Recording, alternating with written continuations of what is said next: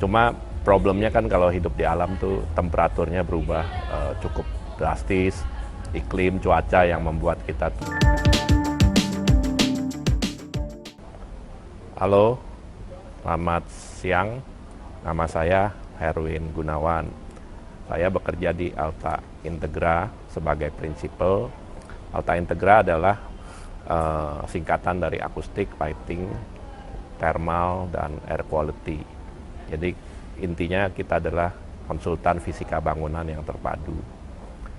Nah, kali ini saya akan berbicara tentang cahaya. Nah, ngomong-ngomong cahaya, mungkin kita mulai dengan apa itu cahaya, atau kalau melihat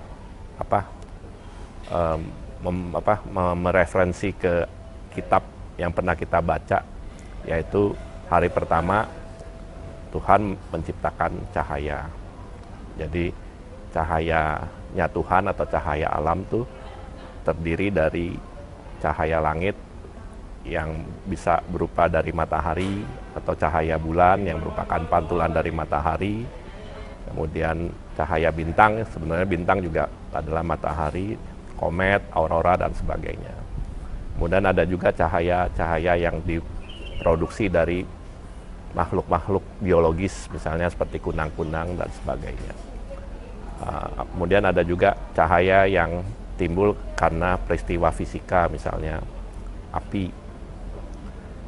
Kemudian yang kedua adalah cahaya buatan manusia. Cahaya buat manusia adalah obor, terus kemudian lilin. Lama-lama berkembang teknologi, ada lampu pijar, ada lampu gas, dan terakhir kita tahu sekarang lagi kegandrungan dengan lampu LED. Fungsi cahaya matahari buat manusia. Jadi apa sih fungsi cahaya matahari buat tubuh kita atau buat kesehatan kita? Yang pertama, cahaya diterima oleh mata kita, dan biasanya diterusin nih ke saraf, akhirnya berujung di otak. Otak kita mengolah cahaya itu menjadi dua. Yang satu sebagai informasi, jadi kita bisa membaca, kita bisa melihat atau memetakan bentuk, melihat warna, dan sebagainya. Di samping informasi, kita juga cahaya itu diolah oleh otak menjadi emosi. Jadi timbul perasaan senang. Misalnya warna kuning diidentikan dengan senang atau orange ya. Kemudian cahaya biru atau abu-abu diidentikan dengan lebih moody atau lebih suram gitu ya. Emosi dan cahaya juga bisa mempengaruhi perilaku kita ya. Jadi kita mirip laron ya. Jadi kalau ketemu cahaya tuh kita cenderung mendekat. Jadi kalau misalnya kita ngedesain toko retail, barang-barang yang kita pengen jual atau kita pengen tonjolkan biasanya harus dibikin lebih outstanding dibandingkan dengan surroundingnya. Jadi kita akan tertarik untuk mendekati objek tersebut. Nah, selain itu, cahaya yang masuk ke mata kita dialirkan juga bukan ke otak, tapi namanya SCN ya, supranucleus gitu ya, yang berfungsi untuk mengatur hormon-hormon yang mengatur jam biologis tubuh kita, misalnya kapan kita harus bangun tidur, kapan kita mulai merasa ngantuk, kapan kita semangat kerja, dan sebagainya. Itu disebut istilahnya circadian rhythm lighting ya. Selain itu, cahaya matahari juga berfungsi yang diterima tubuh kulit kita bisa menghasilkan vitamin D.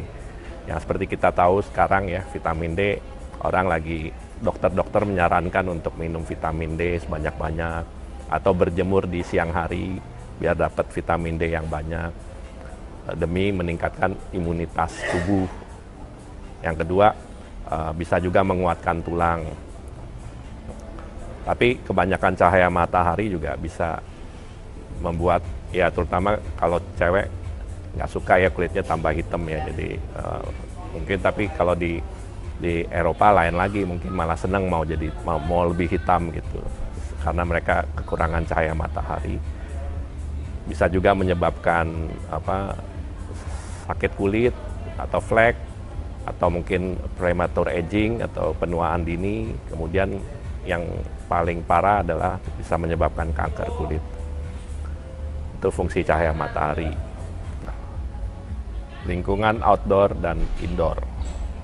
Ya, kembali ke cahaya ya. Sebenarnya kita manusia nih diciptakan oleh Tuhan sebagai makhluk yang makhluk outdoor ya, atau makhluk alam, yang mana tubuh kita tuh selalu lebih suka hidup di alam ya.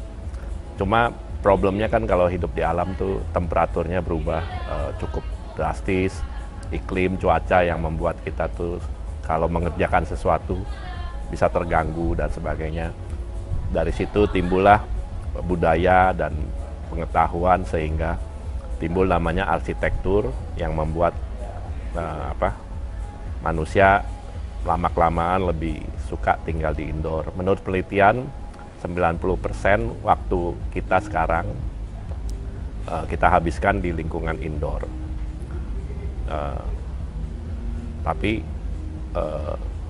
seiring dengan perkembangan pengetahuan dan sebagainya, ternyata lingkungan indoor juga banyak menyebabkan dampak negatif ya. Ada dampak negatif dari lingkungan indoor, seperti sick building syndrome dan sebagainya. Sehingga tren terakhir ya, tren arsitektur terakhir berusaha menyatukan antara lingkungan indoor dengan lingkungan outdoor. Artinya memadukan hal-hal positif dari lingkungan indoor dengan hal-hal positif dari lingkungan outdoor. Jadi manusia bisa lebih produktif, sekaligus lebih sehat dan lebih bahagia. Sekarang kita masuk ke topik gimana menciptakan atau mendesain cahaya yang baik di lingkungan indoor. Pertanyaannya, apa sih cahaya yang baik di lingkungan indoor?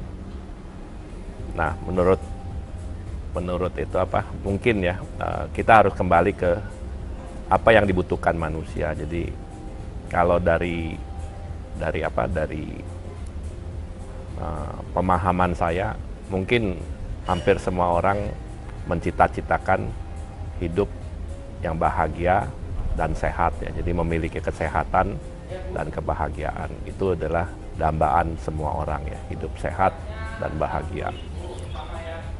Jadi buat saya mendesain cahaya di lingkungan indoor adalah cahaya yang bisa membuat kita hidup lebih sehat dan hidup lebih bahagia.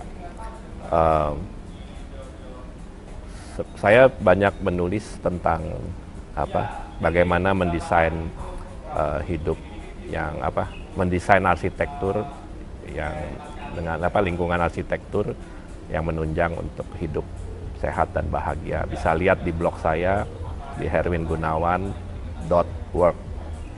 Ya, kemudian salah satu dari komponen menurut penelitian ya, salah satu dari komponen untuk menciptakan desain lingkungan yang sehat dan bahagia adalah cahaya. Jadi cahaya merupakan komponen penting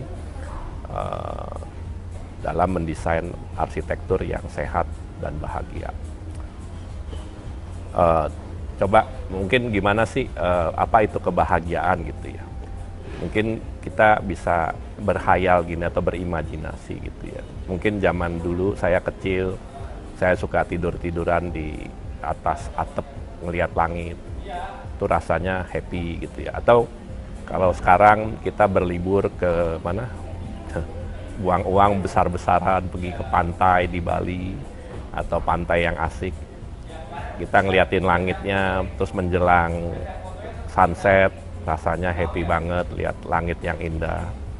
Perasaan-perasaan itu akan sulit didapat kalau kita tinggal di indoor ya. Dengan lampu-lampu yang ada di indoor, kita tidak akan mendapatkan perasaan seperti itu. Jadi kebahagiaan tuh sebenarnya ya murah iya, mahal iya ya. Tapi pemikiran basicnya adalah bagaimana mendapatkan cahaya dari alam itu kita bawa ke lingkungan indoor sehingga hidup kita lebih sehat dan bahagia. Gitu. Lanjutan dari mendesain daylight pada lingkungan indoor atau pencahayaan alam yang masuk ke dalam lingkungan indoor. Cahaya alam yang masuk ke lingkungan indoor adalah biasanya ya bisa berupa cahaya matahari langsung ya, direct sunlight masuk melalui jendela menerangi ruangan kita. Bisa juga masuk dari pantulan cahaya matahari yang didifuse dan dipantulkan dari atmosfer langit. Nah itu juga terang langit, itu juga kita terima di jendela masuk ke ruangan kita. Bisa juga pantulan-pantulan dari tanah, misalnya nih di sini ada lantai nih, lantai ini mantulin cahaya masuk ke ruangan ini. Bisa juga tembok yang di seberang itu masuk ke ruangan ini. Jadi cahaya yang diterima di ruangan ini bisa dari matahari langsung, bisa dari pantulan langit, bisa juga dari pantulan dinding di seberang, bisa juga dari lantai. Yang mana menciptakan ambien tertentu. Yang kedua adalah cahaya pantulan-pantulan yang terjadi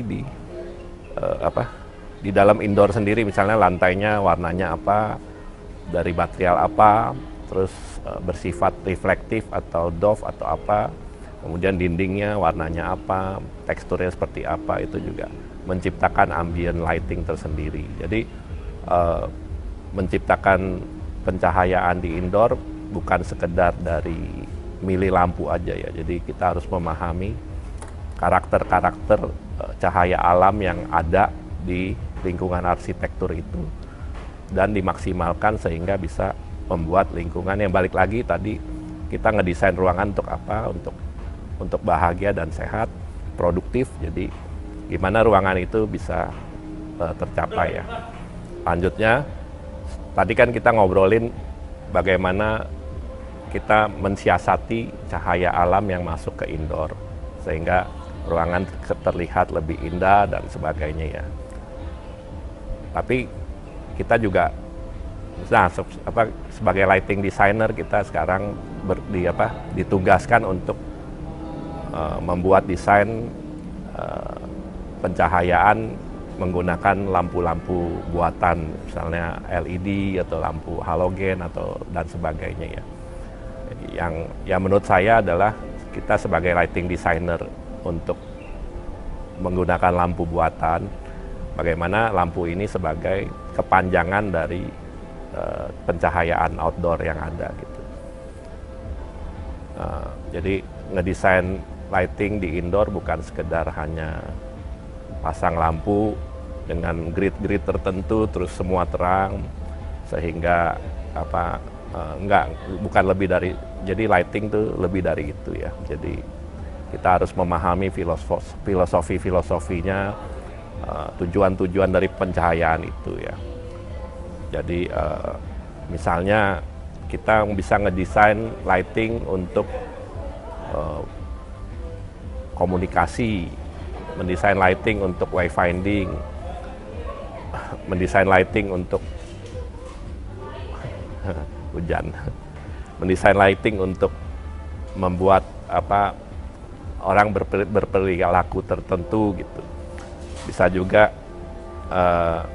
membangun mood, bisa juga untuk menjaga keseimbangan jam biologis, atau misalnya kalau kita punya artwork, lighting juga bisa memperindah artwork kita.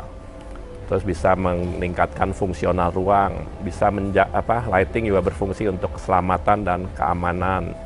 Lighting juga bisa membunuh kuman. Lighting juga bisa menjadi bagian dari green design atau sustainable design. Oke, selanjutnya kita setelah ngobrol-ngobrol soal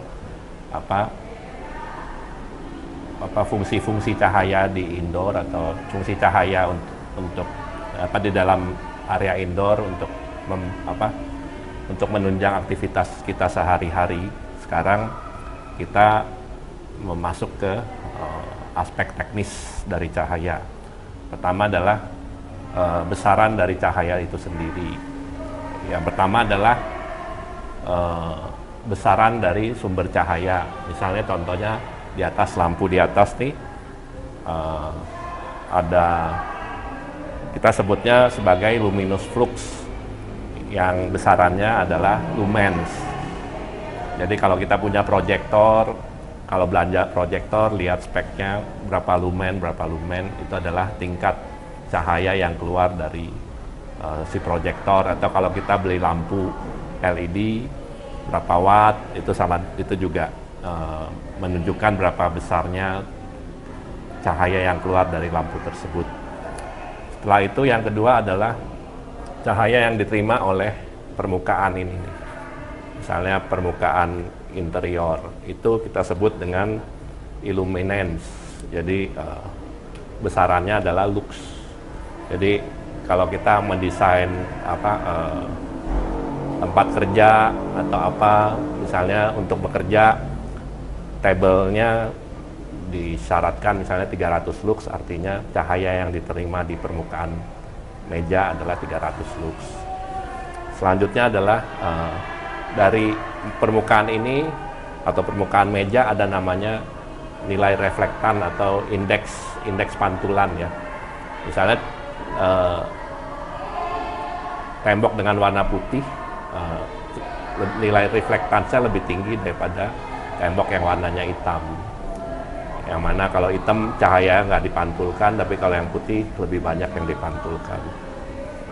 Yang terakhir adalah luminance, cahaya yang diterima oleh permukaan ini, kemudian dikali dengan indeks pantulan, itu sama dengan cahaya yang kita terima di mata kita. Itu namanya luminance dengan nilainya namanya kandela per meter persegi.